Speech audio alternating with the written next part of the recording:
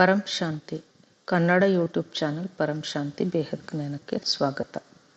ಆಜ್ ಕಾ ಪುರುಷಾರ್ಥದ ಒಳ ಅರ್ಥವನ್ನು ಬಹಳ ಸರಳವಾಗಿ ಹಾಗೂ ಅರ್ಥಗರ್ಭಿತವಾಗಿ ಮೀನಾ ಮಿಶ್ರಾರವರು ಈ ರೀತಿ ತಿಳಿಸಿಕೊಡ್ತಾ ಇದ್ದಾರೆ. ಬಾಪೂಜಿಯವರು ಹೇಳುತ್ತಾರೆ, ಮಕ್ಕಳೇ, ಸಮಯಕ್ಕೆ ಅನುಗುಣವಾಗಿ ಈಗ ನಾವೆಲ್ಲ ಅಂದರೆ ನಮ್ಮ ಮಕ್ಕಳೆಲ್ಲರ ಸ್ಥಿತಿಯು ಒಂದೇ ಸಮಾನವಾಗಿರಬೇಕು. ಎಲ್ಲ ಮಕ್ಕಳ ಸ್ಥಿತಿ ಒಂದೇ ರೀತಿ ಏಕರಸ ಸ್ಥಿತಿ ಆಗಬೇಕಂತಂದರೆ ಎಲ್ಲರಲ್ಲಿ ವೈರಾಗ್ಯ ಬಂದಾಗ ಮಾತ್ರ ಏಕತೆ ಏಕರಸ ಸ್ಥಿತಿ ಉಂಟಾಗಲಿಕ್ಕೆ ಸಾಧ್ಯವಿದೆ. ಏಕರಸ ಸ್ಥಿತಿ ಅಂತಂದರೆ ಎಲ್ಲ ಮಕ್ಕಳಿಗೂ ಸಹ ನಾವು ನಮ್ಮ ಮನೆಯನ್ನು ಈಗ ಸೇರಿಕೊಳ್ಳಬೇಕು. ನಮ್ಮ ಮನೆ ಅಂದರೆ ಯಾವುದು? ನಮ್ಮ ಮನೆ ಅಂದರೆ ಪರಂಧಾಮವೇ ನಮ್ಮ ಮನೆ. ಆ ಮನೆಯನ್ನು ನಾನು ಆದಷ್ಟು ಬೇಗ ಹೋಗಿ ಸೇರಬೇಕು ಎನ್ನುವಂತಹ ಭಾವ ಎಲ್ಲ ಮಕ್ಕಳಲ್ಲಿಯೂ ಇರಬೇಕು. ನಾವು ಬದುಕುತ್ತಿರುವ ಈ ಜಗತ್ತಿನಲ್ಲಿ ಅನೇಕ ಪ್ರಕಾರದ ಆತ್ಮಗಳಿರ್ತಾರೆ. ಅಂದರೆ ನಮ್ಮ ಸುತ್ತಮುತ್ತಲೂ ಇರುವ ಆತ್ಮರು ಎಲ್ಲರೂ ಒಳ್ಳೆಯವರೇ ಆಗಿರೋದಿಲ್ಲ. ಬಹಳಷ್ಟು ಆತ್ಮರು ಅಪಕಾರಿಗಳೇ ಆಗಿರುತ್ತಾರೆ. ಅಪಕಾರಿ ಅಂದರೆ ಉಪಕಾರದ ವಿರುದ್ಧ ಶಬ್ದ ಅಪಕಾರ ಅಂತಂದರೆ ಕೆಟ್ಟ ಆತ್ಮರೂ ಸಹ ಇರುತ್ತಾರೆ. ಆದರೆ ಎಲ್ಲರ ಬಗ್ಗೆಯೂ ನಾವು ಒಳ್ಳೆಯ ಭಾವನೆಗಳನ್ನೇ ಇಟ್ಟುಕೊಳ್ಳಬೇಕು. ಕಲ್ಯಾಣಕಾರಿ ಭಾವನೆಗಳೇ ಆ ಎಲ್ಲ ಆತ್ಮರ ಪ್ರತಿ ಇರಬೇಕು. ಅಂತಂದರೆ ಏನು ಮಾಡಬೇಕು? ನಾವು ಸದಾ ಪರಮ ಶಾಂತಿಯ ವೈಬ್ರೇಷನನ್ನು ಎಲ್ಲ ಆತ್ಮರಿಗೆ ಕೊಡ್ತಾ ಹೋದಾಗ ಎಲ್ಲರ ಆತ್ಮಕ್ಕೆ ಪರಮ ಶಾಂತಿ ದೊರೆಯುತ್ತದೆ.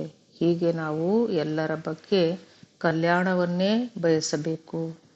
ಇದುವೇ ನಾವು ಆ ಆತ್ಮಗಳ ಪ್ರತಿ ತೋರಿಸುವಂತಹ ದಯೆಯಾಗಿದೆ. ಏನೇ ಬಂದರೂ ಸಹ ಎಲ್ಲವನ್ನು ಪರಮಾತ್ಮ ತಂದೆಗೆ ಅರ್ಪಿಸುತ್ತಾ ಮುಂದೆ ಸಾಗಬೇಕು ಹಾಗೂ ಪರಂ ಶಾಂತಿಯ ವೈಬ್ರೇಷನನ್ನೇ ನಾವು ಈ ಜಗತ್ತಿಗೆ ಕೊಡುತ್ತಾ ಹೋಗಬೇಕು. ಯಾವ ಆತ್ಮಗಳು ನಮ್ಮೊಂದಿಗೆ ಸರಿಯಾಗಿ ವ್ಯವಹರಿಸುತ್ತಿಲ್ಲ ಅಂದರೆ ಅಪಕಾರವೇ ನಮಗೆ ಅವರು ಮಾಡುತ್ತಿದ್ದಾರೆ ಎಂದಾಗ ಆಗಲೂ ಸಹ ನಾವು ಅವರಿಗೆ ಉಪಕಾರವನ್ನೇ ಮಾಡಬೇಕು. ಆ ಎಲ್ಲ ಆತ್ಮರು ಡ್ರಾಮಾದ ಅನುಸಾರ ಆ ಎಲ್ಲ ಆತ್ಮಗಳ ಪಾತ್ರ ಬಹಳ ನಿಖರವಾಗಿ ನಿರ್ದಿಷ್ಟವಾಗಿ ನಮ್ಮೊಂದಿಗೆ ನಡೆಯುತ್ತಾ ಇದೆ. ನಮ್ಮ ಆತ್ಮನಲ್ಲಿ ಹೇಗೆಲ್ಲ ಪವಿತ್ರತೆ ಶಕ್ತಿಯು ಹೆಚ್ಚುತ್ತಾ ಹೋಗುತ್ತದೆಯೋ ಅದರಂತೆ ಮುಂದೆ ನಮ್ಮ ದಾರಿಯಲ್ಲಿ ಬರುವಂತಹ ದೇವಕುಲದ ಆತ್ಮರೆಲ್ಲರೂ ತಾವಾಗಿಯೇ ನಮ್ಮ ಮುಂದೆ ಬರುತ್ತಾ ಹೋಗುತ್ತಾರೆ. ನಮ್ಮಲ್ಲಿ ಸದಾ ಶಾಂತಿ ಪವಿತ್ರ ಭಾವ ಇರಬೇಕು. ನಮ್ಮ ಮುಂದೆ ಬಹಳ ಲೇಟಾಗಿ ತಡವಾಗಿ ಬರುವಂತಹ ಆತ್ಮರ ಕನೆಕ್ಷನ್ ತನ್ನಿಂದ ತಾನೇ ದೂರವಾಗುತ್ತಾ ಹೋಗುತ್ತದೆ. ಅಂದರೆ ಆ ಆತ್ಮರು ತಮ್ಮ ಸ್ವಭಾವ ಸಂಸ್ಕಾರಕ್ಕೆ ಅನುಗುಣವಾಗಿ ಅವರು ತನ್ನಿಂದ ತಾನೇ ನಮ್ಮಿಂದ ದೂರವಾಗುತ್ತಾ ಹೋಗುತ್ತಾರೆ. ಏನೇ ಆಗಲಿ ನಾವು ಎಲ್ಲ ಆತ್ಮರ ಬಗ್ಗೆ ಆ ಆತ್ಮರ ಬಗ್ಗೆಯೂ ಸಹ ನಾವು ಶುಭ ಕಾಮನೆಯನ್ನೇ ಇಟ್ಕೊಳ್ಳಬೇಕು. ಈ ರೀತಿ ನಮ್ಮ ಭಾವನೆ ಆದಾಗ ಆ ಆತ್ಮರಿಗೂ ಸಹ ನಮ್ಮ ಬಗ್ಗೆ ನಮ್ಮ ಭಾವನೆ ಅವರಿಗೆ ಅರಿವಿಗೆ ಬರುತ್ತದೆ. ಈ ಆತ್ಮರು ಸಾಮಾನ್ಯ ಆತ್ಮರಲ್ಲ, ಇವರು ಬಹಳ ಶ್ರೇಷ್ಠ ಆತ್ಮರಾಗಿದ್ದಾರೆ ಎಂಬುದು ಅವರಿಗೆ ತಿಳಿದು ಬರುತ್ತದೆ. ಇದರಿಂದ ಪರಿವರ್ತನೆ ಅನ್ನೋದು ತನ್ನಿಂದ ತಾನೇ ಆಗುತ್ತಾ ಹೋಗ್ತದೆ.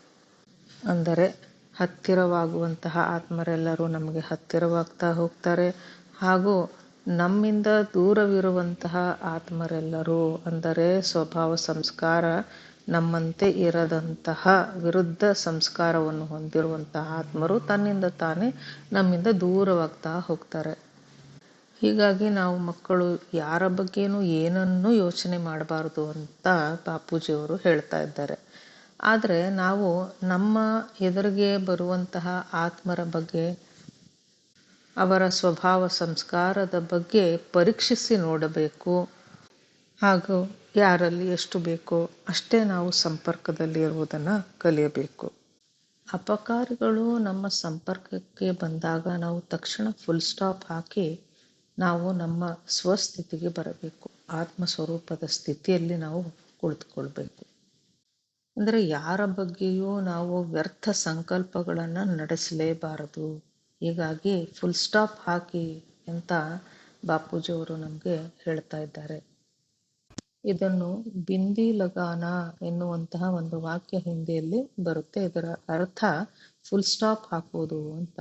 ಫುಲ್ ಸ್ಟಾಪ್ ಹಾಕೋದು ಅಂತಂದ್ರೆ ಲೌಕಿಕದಲ್ಲಿಯೇ ಇರಲಿ ಅಥವಾ ಸೂಕ್ಷ್ಮದಲ್ಲಿಯೇ ಆಗಿರಲಿ, ಮನದಲ್ಲಿ ಯಾವುದೇ ವಿಚಾರ ಬಂದಾಗ ತಕ್ಷಣ ಅದನ್ನು ನಿಲ್ಲಿಸಬೇಕು, ವ್ಯರ್ಥ ವಿಚಾರ ಮಾಡಬಾರದು.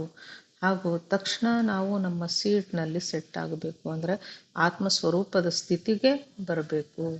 ಬಿಂದಿ ಸ್ವರೂಪ ಬನ್ನ ಅಂತಂದರೆ ಪಾಯಿಂಟ್ ಆಫ್ ಲೈಟ್, ನಿರಾಕಾರ ಸ್ಥಿತಿಗೆ ಬಂದು ಬಿಡಬೇಕು.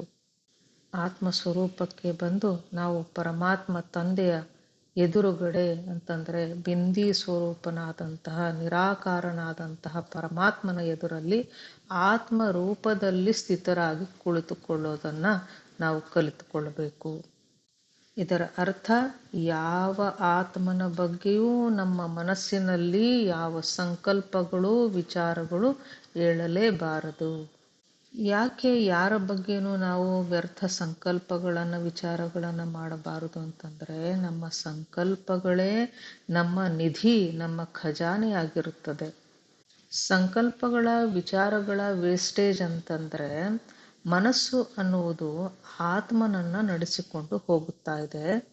ನಾವೆಲ್ಲ ಈಗಾಗಲೇ ತಿಳಿದಿರೋ ಹಾಗೆ ಈ ಸಂಕಲ್ಪಗಳಿಂದಾಗಿಯೇ ನಾವು ಈ ಒಂದು ಕೆಳಸ್ತರಕ್ಕೆ ಬಂದು ಬಿದ್ದಿದ್ದೇವೆ. ಹಾಗೂ ನಾವು ಈ ಸಂಕಲ್ಪಗಳನ್ನೇ ತಡೆ ಹಿಡಿದು ತಂದೆಯ ಎದುರುಗಡೆ ಕುಳಿತುಕೊಳ್ಳೋದನ್ನು ಕಲಿಯಬೇಕು.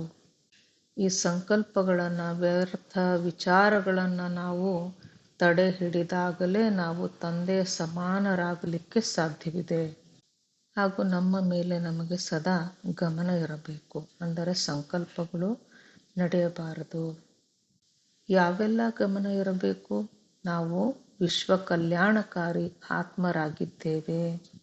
ನಮ್ಮ ಸಂಬಂಧ ಸಂಪರ್ಕದಲ್ಲಿ ಬರುವಂತಹ ಎಲ್ಲ ಆತ್ಮರಿಗೂ ನಾವು ಕಲ್ಯಾಣವನ್ನೇ ಮಾಡಬೇಕು, ಒಳ್ಳೆಯದನ್ನೇ ಬಯಸಬೇಕು. ವಿಶ್ವ ಕಲ್ಯಾಣವಂತೂ ತನ್ನಿಂದ ತಾನೇ ಆಗಿಯೇ ಆಗುತ್ತದೆ. ನಾವು ಒಳ್ಳೆಯ ಸರಿಯಾದ ರೀತಿಯ ನಾಲೆಡ್ಜನ್ನು, ಜ್ಞಾನವನ್ನು ಪಡೆದುಕೊಂಡು ನಮ್ಮ ಮೇಲೆ ನಾವು ಸದಾ ಗಮನವನ್ನು ಇಡಬೇಕು. ಅಂದರೆ ನಮ್ಮ ಮೇಲೆ ನಾವು ಕಟ್ಟೆಚ್ಚರವನ್ನು ವಹಿಸಬೇಕು. ಗಮನ ಇಡೋದು ಅಂತಂದರೆ ನಾನು ಆತ್ಮ, ಈ ಶರೀರದ ಮಾಲೀಕ. ಈ ಶರೀರದ ಮಾಲೀಕನನ್ನ ಮನಸ್ಸು ಹಾಗೂ ಬುದ್ಧಿಗಳು ಎಲ್ಲಿಗೆ ಕೊಂಡೊಯ್ಯುತ್ತಿವೆ ಎನ್ನುವುದನ್ನು ನಾವು ಸದಾ ಗಮನಿಸುತ್ತಿರಬೇಕು. ಸದಾ ಚೆಕ್ ಆ್ಯಂಡ್ ಚೇಂಜ್ ಎಂದು ಆಜ್ಕ ಪುರುಷಾರ್ಥದಲ್ಲಿ ಹೇಳ್ತಾ ಇರ್ತಾರೆ. ಅಂದರೆ ಸದಾ ನಮ್ಮ ಮೇಲೆ ನಮಗೆ ಗಮನ ಇರಬೇಕು, ಸದಾ ನಮ್ಮನ್ನು ನಾವು ಚೆಕ್ ಮಾಡ್ತಾ ಇರಬೇಕು. ಹಾಗೂ ಮನಸ್ಸು ಹಾಗೂ ಬುದ್ಧಿಯ ಲಗಾಮವನ್ನು ನಾವು ಈ ಶರೀರದ ಮಾಲೀಕ, ಬುದ್ಧಿ ಮನಸ್ಸಿನ ಮಾಲೀಕ ಆತ್ಮನ ಕೈಗೆ ನೀಡಬೇಕು.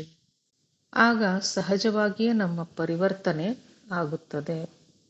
ಸ್ವಪರಿವರ್ತನೆಯನ್ನು ಮಾಡಿಕೊಂಡು ನಾವು ಬಹಳ ಪವರ್ಫುಲ್ ಆಗಿ, ಅಂದರೆ ಪರಮಾತ್ಮ ತಂದೆಯನ್ನು ಸದಾ ನಮ್ಮ ಜೊತೆಗೇ ಇರಿಸಿಕೊಂಡು, ಅಂದರೆ ಸದಾ ಸ್ಮರಿಸುತ್ತಾ ಈ ಮನಸ್ಸು ಹಾಗೂ ಬುದ್ಧಿಯನ್ನು ಒಳ್ಳೆಯ ಡೈರೆಕ್ಷನ್ಗೆ ತರುವಂತಹ ಪುರುಷಾರ್ಥವನ್ನು ಮಾಡುತ್ತಿರಬೇಕು. ವಿಜಯ ತೋ ಹಮ್ ಬಚ್ಚೋಂ ಕಿ ಹಿ ಹೈ, ವಿಜಯ ಅಂತೂ ಖಂಡಿತ ನಮ್ಮದೇ. ಇದನ್ನು ನಾವು ಮರೆಯಬಾರದು. ಸದಾ ವರ್ತಮಾನದಲ್ಲಿ ಇರುವುದನ್ನು ನಾವು ಕಲಿಯಬೇಕು. ಒಂದು ಸೆಕೆಂಡ್, ಒಂದು ಕ್ಷಣ ಕೂಡ ಯಾವುದು ಕಳೆದು ಹೋಗಿದೆಯೋ ಅದು ಕೂಡ ಭೂತಕಾಲವೇ. ಅದನ್ನು ಸ್ಮರಿಸಲೇಬಾರದು. ಮುಂದೆ ಬರಲಿರುವ ಒಂದು ಕ್ಷಣ ಸಹ ಅದು ನಮ್ಮ ಫ್ಯೂಚರ್ ಆಗಿರುತ್ತದೆ. ಹೀಗಾಗಿ ನಾವು ಭೂತ ಹಾಗೂ ಭವಿಷ್ಯತ್, ಈ ಮಧ್ಯದ ಕಾಲ, ವರ್ತಮಾನ ಕಾಲದಲ್ಲಿ ಇರುವುದನ್ನು ಕಲಿಯಬೇಕು.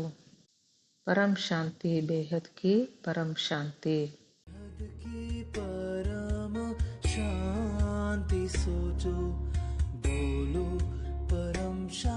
Join us daily for our morning live meditation, 5:30 a.m. to 6:30 a.m., Monday to Saturday. Join us daily for live meditation, 10 p.m. to 11 p.m. on YouTube Live. Subscribe now. Website www.paramshanti.org. Email us anand@paramshanti.org. Like, share, subscribe. Join today. बेहद की परम शांति सो